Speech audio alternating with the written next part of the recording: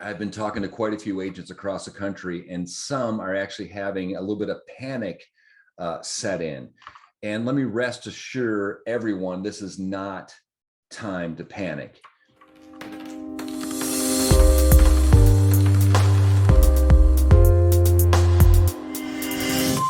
Hey everyone, it's Troy Sage here of S2 Coaching and Training, and it is April of 2022. And we see the market is shifting. It's changing a little bit. So I've been talking to quite a few agents across the country, and some are actually having a little bit of panic set in. And let me rest assure everyone, this is not time to panic. It is not time to panic in the real estate market as a trained professional. There are so many ways of keeping your business afloat in real estate, but those that are panicking, I want you to think about this. There are always people that need to buy and sell real estate. And I understand that the past couple of years, the market has been going at like 125 miles an hour with a 70-mile-an-hour speed limit. So it's been very simple for people to actually get their license. It's been simple for people to jump in the market and make a bunch of money, sell a bunch of properties. And the key is that the seasoned professionals, what we do is we find our niche. We watch the market. We watch what's going on in the market, and we start to focus and laser focus on the longevity of the next trend. So if you go back to 2006 and 7, actually go back a little bit before that, the market was on fire. 2005, 6, and 7, more real estate agents came into the business during those 3 years than it had come into the business the 5 previous years, because it was so easy to make money and sell properties. And then what happened at the end of 2007, beginning of 08, was that real estate agents had to work because short sales and bank foreclosures became the top percentage of available properties. So if you were smart during that era, you either had a relationship with the banks and you got REO properties, or you helped as many homeowners as possible avoid foreclosure via short sale. Now, I don't have a crystal ball that will tell me that what the market's going to do. So, but one of the key factors that you need to think of as a real estate agent is, how are you being of service to your community? No matter if the market's booming or if the market is starting to shift, how are you being of service to the people in your community? And I don't mean just in real estate. I mean, what are you doing in your community as a leader? You know, we talk about influencers on TikTok and on social media. What are you doing as an influencer in your community? And I'm not talking about just spending money and having a banner put up on a football field, or you know, one of those really quick, hey, throw some money at something to have your face all over the place. Remember, people work with who they know, like, and trust. We don't know, like, and trust an agent because of a banner on a football field. We don't know, like, and trust people because they're in a magazine. So be active in your community. It always comes back to real estate. It's no different than the stock market. It's no different than the financial district. People always wind up talking about several things: politics, real estate, money. And some will talk about religion and other things, but politics, real estate, and money. My advice is this: talk about real estate and talk about money. Help as many people as possible. Here are some of the things that seasoned agents are starting to do now, and you feel empowered to use this to build your business. Think about the market. Where's the market going? If the market is starting to peak, which a lot of us believe it is, and we're going to see a shift, then isn't it a good idea to start to target people that have made a lot of money on their home that may want to cash in now? So we're talking about the families that need to downsize. Mom and dad and all their kids are off to college. It might be time to downsize. Maybe they have $300,000 in equity. They can pull that money out and buy another home. So run your demographics. See who has a lot of equity, who's owned their home for more than 7 or 8 years. They may be in a position to downsize. Think about absentee owners, investors. If they're trying to time the market and get the biggest return on their investment pull their money out of their current investment and then reinvest it, possibly in another state, possibly in another city, maybe just a different neighborhood. Think about absentee owners. Also, you can think about the people that purchased their home even 2 years ago and they need to upgrade.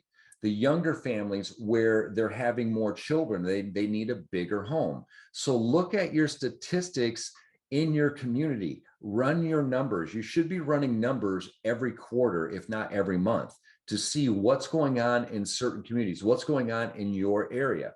How are you being of service to these people?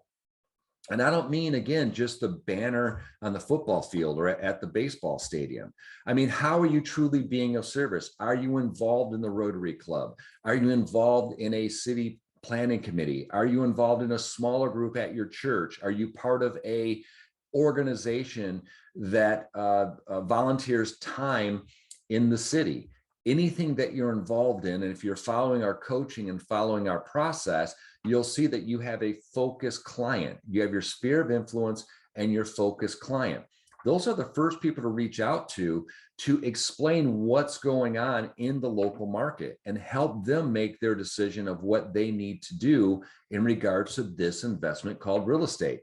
Remind people that real estate is an investment, right? Again, we've been going 125 miles an hour in a 70 mile an hour speed limit zone with this market. It's been moving very, very, very fast. People have seen record-breaking amounts of equity. Some would call it inflation, inflated house pricing. So if people want to capitalize on that inflated house pricing, then now is the time to seriously consider selling that investment and buying another investment. One thing I would caution you at is never give advice on how they spend their money. Give them their options. Remind them to talk to their tax preparer or their CPA or whoever takes care of their money, because you don't know how their finances are set up.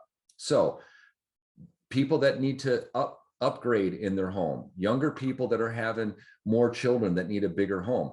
How about families where mom and dad are going to move back in with them? So now you have 2, 3, 4 income homes, or maybe they're retired, so they need larger homes.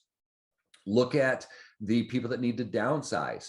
Look at the absentee owners. And the last thing that we're starting to look at now is the expireds. That is a wicked word, expired listings in the real estate sector. Agents don't like expired listings because if you're a good agent, you spent money on marketing, you spent time on putting it in the MLS, you have marketed this property out all over with every marketing tool in which you have. So time and money is involved, and now the home expires. There are gonna be homes that expire, no doubt about it. The general public will blame the agent. The bottom line is when a home expires, it's due to motivation, it's due to sales price.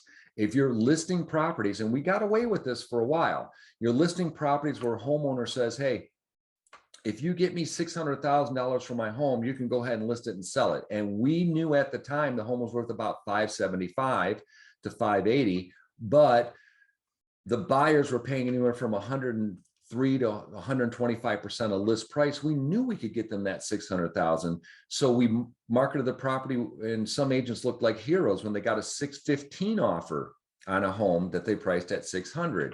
You know, stop marketing, oh, I sold the home for $10,000 above list price. You just look like a jerk, is quite bluntly is how you look. If you're not getting more for a home during the peak of the market, then you're just not marketing properly. But I digress, I apologize. Let's go back to the point. Expired listings. We're gonna see more expired listings. Find out the reason why it expired. Ask the homeowner, why do you think your home didn't sell? Again, most are gonna say the agent. The next step is to find out their motivation.